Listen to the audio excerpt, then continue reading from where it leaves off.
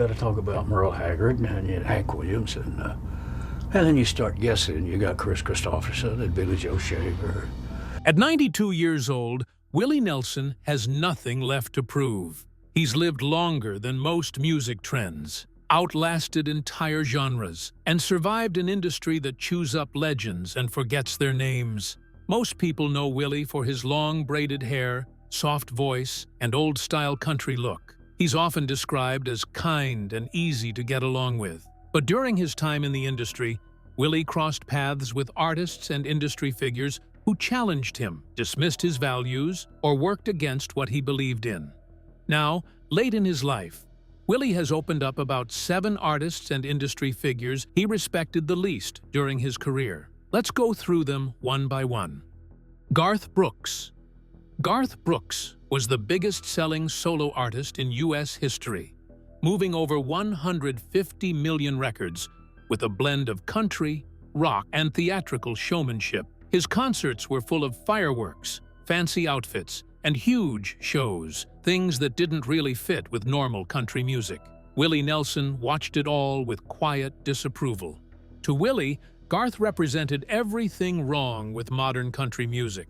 It wasn't about talent. Garth had talent. It was about what that talent served. Willie saw Brooks as a product of corporate Nashville, built by marketing committees rather than years in honky-tonks paying dues. Brooks's music felt manufactured, designed for maximum commercial appeal rather than authentic emotional truth. The showmanship, costume changes, and elaborate productions felt like Vegas entertainment disguised as country music. Willie believed country music should be raw, honest, stripped down. Garth made it glossy, polished, packaged for mass consumption. And that was what troubled Willie the most. It wasn't personal hatred, it was a philosophical rejection of what country music had become in Garth's image. Waylon Jennings. This one stings. Waylon Jennings was never just another collaborator to Willie. He was family to him, but their brotherhood was never as simple as it looked. During Waylon's darkest years, when addiction consumed him, Willie struggled privately with anger and frustration. Waylon was brilliant, charismatic, and self-destructive at the same time. Willie watched helplessly as his brother spiraled, unable to pull him back. Willie later admitted there were moments when he couldn't stand Waylon's arrogance and refusal to listen. Waylon rejected help, ignored warnings, and sometimes treated those who cared about him with careless cruelty. Willie thought Waylon wasn't using his talent well. Waylon thought Willie just wanted too much control over the music, a thing he didn't like. They didn't fight in public, but behind the scenes, their arguments were serious. Friends saw shouting, long silences, and lots of tension. Willie later said those years were painful, and that loving someone doesn't always stop resentment, it can even create it. In the end, they made up and healed, but the dislike was real, coming from the fear of losing a brother before it was too late. Shania Twain. Shania Twain didn't merely cross over into pop, she blurred the line between pop and country completely. Working with producer Mutt Lange, she transformed country music into something slick and modern. The result was unprecedented commercial success. Over 100 million records sold, making her the best-selling female country artist in history. But that success came at a cost. To country traditionalists like Willie Nelson, it felt like the end of traditional country. Willie never went after Shania as a person. Instead, he spoke in broader terms, criticizing artists who drifted from the country's roots in search of mass appeal. Shania fit that image perfectly. Her records relied on drum machines, synthesizers, and pop production. Sounds far removed from classic country music. To Willie, Shania represented a turning point, a moment when the country stopped protecting its soul and started chasing pop radio. He didn't resent her. He was upset because her success showed that country music chose money over meaning. Toby Keith. In the early 2000s, Toby Keith became the loudest voice of hardline patriotism in country music. After 9/11, his songs flooded the airwaves, fueled by anger, pride, and promises of payback. Songs like Courtesy of the Red, White, and Blue turned into an anthem, blunt, aggressive, and unapologetically vengeful. Willie Nelson went the opposite direction. He spoke against war. He questioned nationalism. He supported peace even when it cost him radio support. His version of patriotism was quieter and harder to market, rooted in compassion, doubt, and concern for people rather than flags or slogans. The contrast became impossible to miss. At one point, Willie's music was quietly pulled from playlists, while Keith's songs were pushed higher and louder. Willie never called out Toby Keith by name. He didn't need to. His message was clear.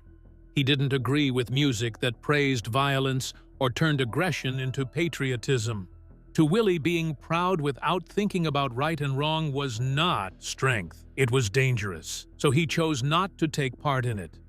Kris Kristofferson. This one surprises a lot of people. Kris Kristofferson and Willie Nelson were friends, collaborators, and members of the Highwaymen. On paper, they were supposed to be inseparable, brothers in music, united by talent and history. But beneath the friendship, tension quietly lived. Willie reportedly felt that Kris was given too much credit for being the thinker of country music. Critics loved Kris's Rhodes Scholar story, his Ivy League background, and the idea of a brilliant mind reshaping the genre. Meanwhile, Willie's songwriting, just as layered and thoughtful, was often framed as instinct rather than intellect. Kris learned in classrooms. Willie learned in bars, back rooms, and long nights on the road.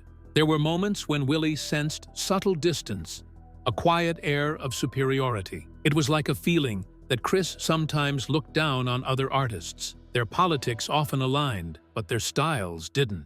The tension never turned public or dramatic, but those close to them noticed pauses, cooler exchanges, and an unspoken rivalry between two men who should have fit together perfectly. They remained respectful. They kept working, yet true closeness proved complicated, shaped by ego, insecurity, and the quiet comparisons that even legends can't escape. Merle Haggard. On paper, Merle Haggard and Willie Nelson should have clashed from day one. Merle wrote Okie from Muskogee, a song that praised tradition and openly mocked hippie culture. Willie, meanwhile, wore his hair long, smoked marijuana without apology, and became a symbol of everything that song seemed to criticize. And yet, they became friends, or something close to it. Still, the tension never fully faded. Willie struggled with Merle's political stance, especially during the Vietnam era. Merle's patriotic songs sometimes felt like direct attacks on the values Willie quietly stood for. Both men were great songwriters who changed country music, but Merle was more accepted in Nashville, even though he was rebellious, and many conservatives liked him. Willie felt the difference clearly. Merle could be an outlaw and still fit in, but when Willie tried to do the same, no one accepted. They worked together. They shared stages. They spoke kindly about one another in public, but underneath, their differences never truly settled. Politics, pride, and principle created a space that music couldn't completely close. Respect remained, but some divides, once formed, never fully disappear. Kid Rock. To Willie Nelson, this one hurt the most. Kid Rock stood for everything Willie believed was wrong with modern country music. A rapper who turned rocker, then suddenly decided to be country in the 2000s, Kid Rock didn't come up the hard way. He didn't play honky-tonks. He didn't live the life and earn his place through years of struggle. Instead, Willie saw someone treating country music like a business move. Kid Rock's version of country barely sounded country at all. It mixed hip-hop beats, loud rock guitars, and surface-level country images. What hurt most was watching it work. Kid Rock got awards. He got radio play. He got welcomed in, even though Willie felt he had no real connection to the genre's history or values. To Willie, it showed how image had replaced meaning, how marketing had beaten authenticity. So when Willie Nelson talked about artists who weren't really country, he didn't need to say names. Everyone knew exactly who he meant. Kid Rock became the symbol. The moment country music turned into a costume anyone could wear, a brand anyone could sell. And to Willie, that wasn't just disappointing, it was unforgivable. Now, at 92, Willie Nelson isn't settling old disputes. He's telling the truth as he sees it. These weren't simple grudges or petty feuds.